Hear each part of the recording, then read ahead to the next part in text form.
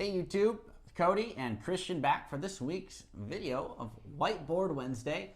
We got 5 more questions for you, some great questions today. And we are going to kick it off right away with Alicia. Alicia, would you purchase a property that you know will have area gentrification? Ooh, that's a really tricky question. I'm going to make sure we answer this right. First of all, yes, because in an area that's gentrifying, it usually means prices are going up. Now, what you worry about there is as prices go up, some people get pushed out and get displaced. We work really closely with programs like Housing Authority and other local either nonprofits or government programs that provide housing assistance. You need to account for low-income housing. A lot of our portfolio is entry-level housing, so it's something that we actually work with very, very closely. However, our job is to improve a community. We want to make it a better place to live for everyone, and that does cost money. As the area gets nicer, prices naturally will increase. As prices increase, you have to factor for affordability. Gentrification is a side effect. However, if you are a good property manager and a landlord who runs the property right, you can work with multiple organizations to make sure you take care of everyone as you expand a city and improve an area. Well said. Next question. This is from Dion McNeely from Dion Talk Financial Freedom. Yield versus per door cash flow. How do you think they're different? Well, you're looking at a yield as far as what percentage are you putting in your pocket based on what you invested. And there's people that look at, okay, what's my cash on cash return? What am I actually yielding? What's my actual return? And then what's the cash flow per door? Some people only buy a duplex if it cash flows $250 a unit. The duplex has to cash flow $500 a month. But if it has to cash flow $500 a month and it costs you $400,000 down, no, that's not a very good deal. And so I look at yield because I want to know what percentage am I going to make on my money. If I can invest $100,000 and I make 6% a year, that's $6,000 a year in cash flow. That's $500 a month. Versus the person who buys in a really expensive cost of living area, they put $300,000-400,000 down to make their $500 a month. Maybe they're buying in California or New York, and all of a sudden they're making a very small percentage cash on cash return, but they are hitting their per door cash flow. And at the end of the day, return matters more than cash flow per door. Now, if you have no money in a deal and you have an infinite return, but you only cash flow $50 a month, well, that might not be a very good deal because it's easy to burn through $50 a month. So you do have to have metrics for both, but if you have to put priorities on either one, put it on your actual return. Prioritize the return over the cash flow per door. Make sure you just have a physical cash flow that is big enough so you don't have to keep dipping into personal savings. Dropping bombs today. Thank you, Cody. Then from Zachary, how do you structure your deals for your investors? Is it a return on capital or a return on investment? Well, unless I misunderstand the question, those are essentially the same thing. Their investment is typically their capital in the deal, so the return will be the same thing. That being said, how we structure any deal is going to be unique to the individual. If you're familiar with our circle drill, we map out for ourselves relatable points, our goal, where we're headed, and the significance behind that, the why behind everything we're doing. As we're meeting other investors, we're doing the same mapping for them. I know where we relate, what their goals are, and why they're doing what they're doing. That has different deal structures that match up to them differently. So, for example, if someone's looking to multiply equity, say they have a wonderful job, they don't need the cash flow today, they just want to multiply their money in the best deal possible. We may write a deal where we keep more of the cash flow day one and they have a larger payout in the future. We'll give them a larger equity stake in the project in exchange for us keeping more of the cash flow.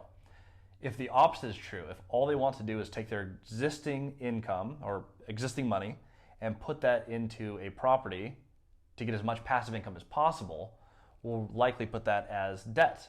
We'll give them more of the cash flow and we'll do it on a property that has more upside.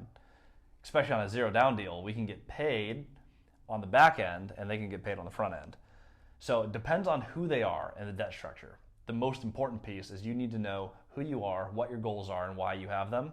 And you need to be able to match that for a deal that hits their goals and hits their why. If you can match those up, the deal structure should follow. On this one, we have MD Nahid, I believe I'm saying that correctly. Do you get deals from local realtors? Yes. If so, does talking with realtors about buying investment properties, how does talking with the realtors on buying investment properties usually go? Well, the first things first, you get deals from either owners or brokers. That's your deal flow, and you get to pick which one you want to work with. I work with both. So I've gotten deals from owners, I've also gotten deals from brokers. And both of those categories I've done very recently. I'm writing up 2 deals right now with an owner that I built a relationship with, and I really like talking to them and like hanging out with them, and they're great. So I'm working on buying a couple duplexes. I've also bought, like just within the past couple months, I bought 2 triplexes from a broker. You can do both. But the conversation with the broker, you need to outline what you're looking to accomplish. You need to outline when you're looking to accomplish it by. So you set a goal and a timeline, and you need to put out your financial capacity. What's your wherewithal? How much money do you have to throw at a project? And if you don't have money, how are you going to put those deals together? Because when I bought those triplexes, I didn't really have the money. I had money that I could come up with though. And so I let them know, hey, this is how we need to structure it. This is what I'd be looking to do. These are the terms. I want to do seller financing. I want to put this much money down. This is how I'm going to manage it. And then I'll probably sell it and flip it. Or in that case, I'll probably just refinance it when I get to that point in the future when the rents are up. You just need to outline exactly what your business model is, what your plan is, and how you're going to get there.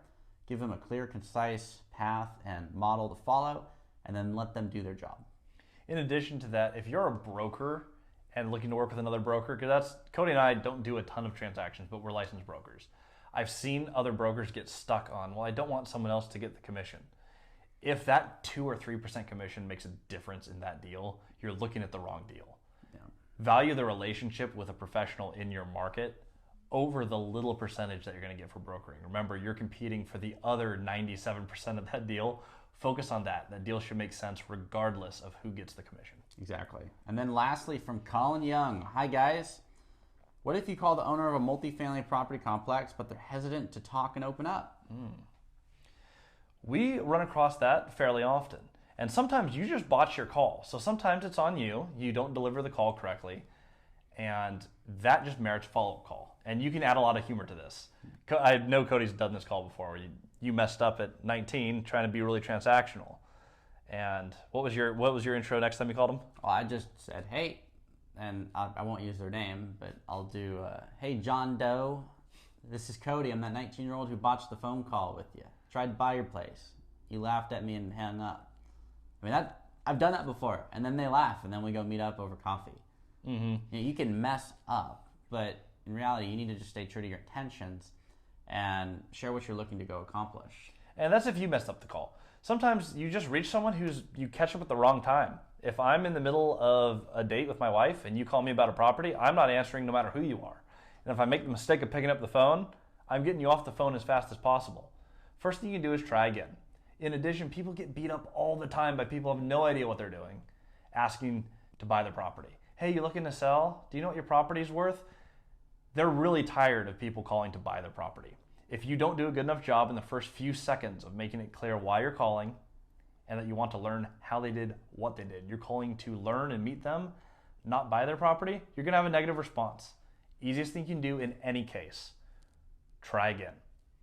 So, you're not going to meet with everyone, but the third time you call me, trying to do the same thing, I'm probably going to listen and go, okay, this guy's really trying to get a hold of me. It's different. First time you're making this call, it's not always going to land. Just know that. Go into it with the same amount of confidence. Add humor if you can. Keep going at it. And just keep it simple, right? At the end of the day, you're trying to build a relationship. This isn't a transaction. There's no one thing that can crumble a relationship. Usually. Don't go that far off the deep end. But it's very hard to screw up a relationship on a phone call. So just stay true to what you're trying to accomplish. Try and book that meeting and keep it simple. That sums up today's 5 questions though. So if you got more questions, put them in the comment section below. Like and subscribe if you haven't already. And as always, we'll see you guys next time.